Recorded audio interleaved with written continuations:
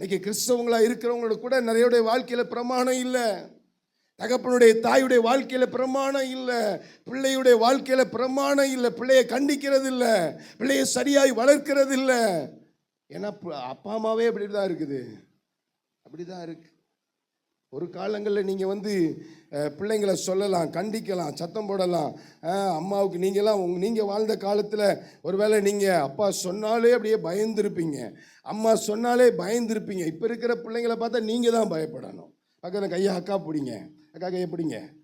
அக்கா, நீங்கள் இப்போ இருக்கிற பிள்ளைங்களை பயமுறுத்தணுன்னா உங்கள் வாழ்க்கை மூலமாக தான் பயமுறுத்த முடியும், உங்கள் வார்த்தையினால இல்லை.